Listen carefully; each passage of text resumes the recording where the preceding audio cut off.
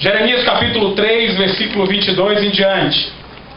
As misericórdias do Senhor são a causa de não sermos consumidos, porque as suas misericórdias não têm fim. Renovam-se cada manhã. Grande é a tua fidelidade.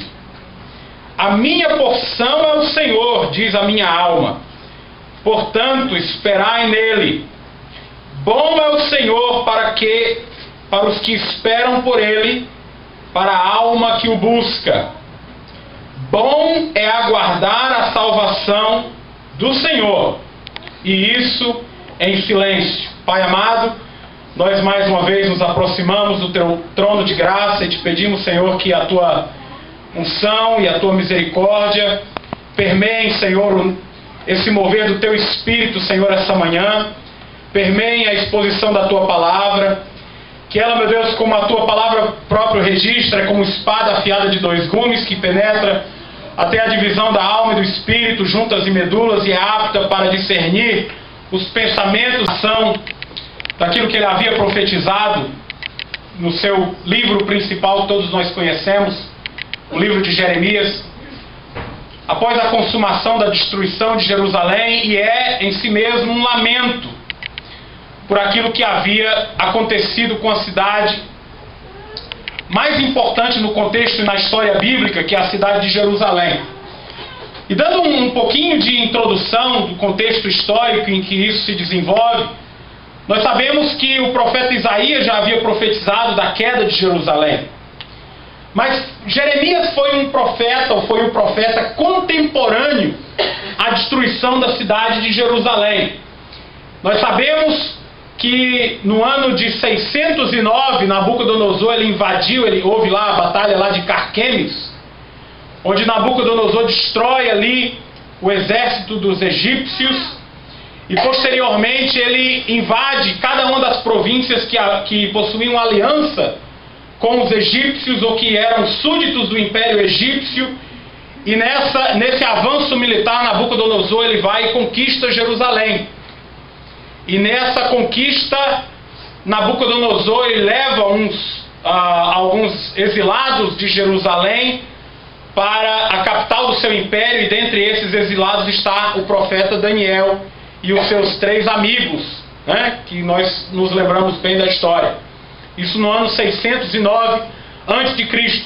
Posteriormente, lá aproximadamente 10 anos depois, no ano de 597, Nabucodonosor, ele volta, os seus representantes voltam e sitiam a cidade de Jerusalém e impõem sobre Jerusalém elevados tributos, e tornam Jerusalém ali o reino de Judá como súditos do Império Babilônico. Aproximadamente 11 anos depois, já no ano de 586 antes da era cristã, Nabucodonosor ele fica bravo porque os reis de Jerusalém eles voltam a fazer pacto com o Egito para se livrar ali daquela elevada tributação imposta por Nabucodonosor. E Nabucodonosor, sabendo dessa traição, ele volta com força total para Jerusalém, e novamente ele sitia a cidade e destrói Jerusalém, destrói o templo, destrói as muralhas da cidade, e Jerusalém, a cidade tão amada pelos judeus, é reduzida a ruínas. E o ministério de Jeremias ele começa antes de tudo isso, no ano 630 a.C. Jeremias ele profetiza sobre a destruição de Jerusalém, sobre as ruínas que sobreviriam sobre a cidade. Ele profetiza sobre a destruição de tudo aquilo que os judeus amavam e prezavam tanto, que era aquela cidade amada, Sião amada pelos judeus. E uma das coisas interessantes, meus amados, que me faz pensar, porque às vezes a gente não pensa por que Jeremias foi tão abalado e abatido pela destruição de uma cidade. Nós vemos aí que esse problema com o rio Mississippi, que está atravessando aí, inundando várias cidades, e nós encontramos pessoas que foram abaladas por esse evento. Eu lembro quando houve lá a destruição do Katrina e praticamente destruiu toda a cidade lá de New Orleans. Muitas estruturas sobreviveram, mas a cidade, um percentual muito grande da cidade foi reduzido ali a escombros. E muitas pessoas lá de New Orleans vieram morar aqui no Texas. Eu conheci algumas pessoas, mas eu jamais vi alguém chorando pela destruição de New Orleans. Nós vemos nessa destruição do rio Mississippi pessoas ali abaladas, mas pela destruição dos seus bens, pela perda de um ente querido. Eu não encontro ninguém chorando pela destruição das cidades. Para que nós entendamos o sentimento de Jeremias, é preciso que nós entendamos ali o contexto cultural, o que era Jerusalém para o judeu. Jerusalém para o judeu não era apenas a cidade onde ele morava, não era apenas ali aquelas muralhas que representavam a segurança das pessoas. Jerusalém estava lá no DNA do judeu. Jerusalém para o judeu foi a cidade escolhida pelo Senhor de todas as outras cidades existentes no mundo. Foi a cidade na qual Deus escolheu para ali fazer a sua habitação. Quando os judeus, existe um salmo, e quando você lê salmos, você vê o quanto os judeus amavam Jerusalém. Quanto os judeus tinham aquela cidade como algo especial, como um presente de Deus à nação israelita. Jerusalém era muito mais do que uma cidade, era um símbolo da presença de Deus com o seu povo. Era um símbolo das bênçãos de Deus que haviam sido derramadas sobre a nação de Israel. Representavam ali, Jerusalém representava a fidelidade de Deus, a sua presença, os concertos do Senhor, os pactos que o Senhor fez com Israel.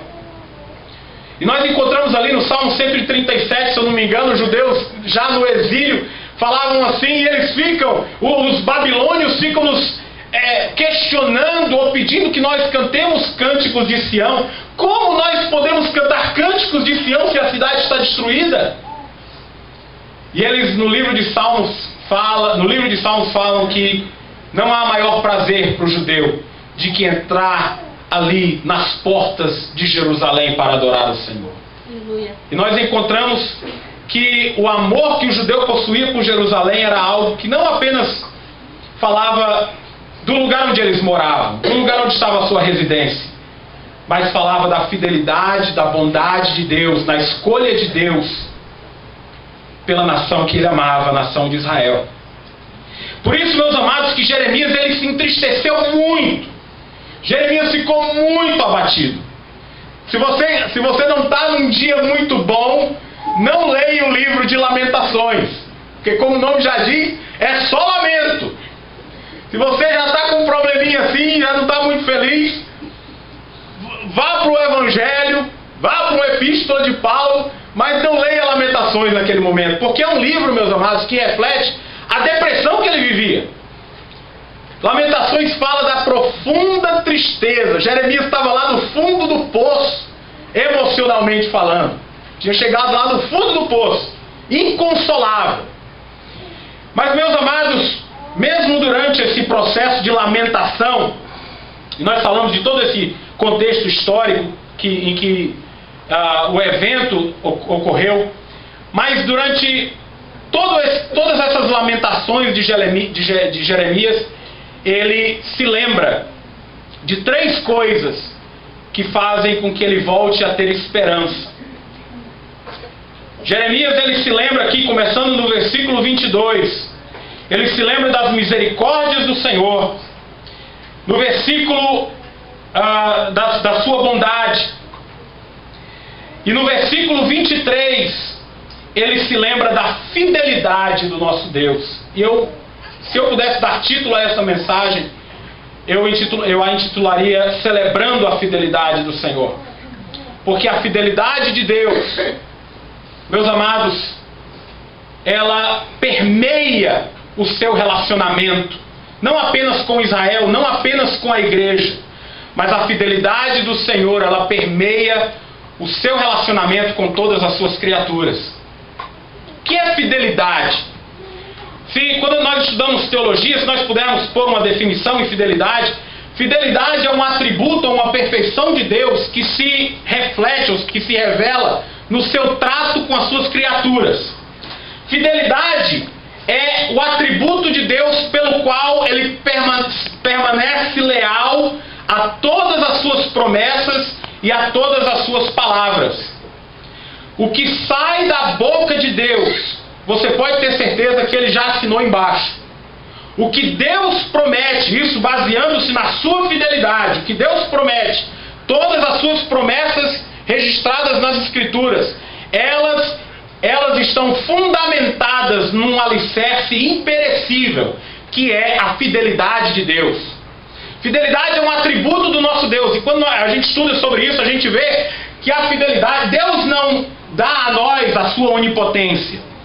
Deus não comunica a nós a sua onipresença ou a sua onisciência. Eu sei que o Espírito Santo pode nos revelar de coisas ocultas aqui, mas isso não é um atributo nosso. Nós não nascemos com essa capacidade de entender tudo, de saber tudo ou de poder todas as coisas. Deus às vezes te dá poder para fazer coisas majestosas e mirabolantes e milagrosas, mas você não pode a todo tempo poder tudo e saber tudo. Porque esses atributos de Deus, a onipotência, a onisciência, Deus não distribui para ninguém. É dele. São atributos do Senhor. Por isso que eles são chamados de atributos incomunicáveis. Deus não divide a sua glória, esses atributos, com ninguém. Mas Deus, Ele é tão bom, irmãos, que Ele deixou uma parte lá dos atributos dele, das perfeições do Senhor, que só Ele possui, e Ele disse assim: olha, eu vou dividir isso aqui com o meu povo. Esses são os atributos que Deus nos dá. Que atributos são esses? O amor. A Bíblia fala que Deus é amor. Mas nós também podemos amar todo o tempo, não é verdade? Sim. São os atributos que Deus distribui para nós: o amor, a bondade. E um desses atributos é a fidelidade. Deus, Ele distribui e Ele deseja que nós sejamos fiéis. Não, a fidelidade é só minha. Não dou fidelidade para ninguém. Vocês tudo fiquem fiel aí, seus cabras. Não, Deus, Ele distribui a sua fidelidade e Ele espera que a sua atitude de fidelidade seja encontrada, a contrapartida nossa seja também de uma atitude de fé e de permanecermos fiéis ao Senhor. Então, fidelidade, meus amados, é o atributo de Deus que se manifesta no seu relacionamento com as pessoas, no cumprimento das suas promessas, no cumprimento da sua palavra. E, meus amados, uma coisa interessante, que a fidelidade de Deus, ela se torna mais relevante, como no caso de Jeremias, nos momentos de maior pressão e de maior dificuldade. Você já observou isso?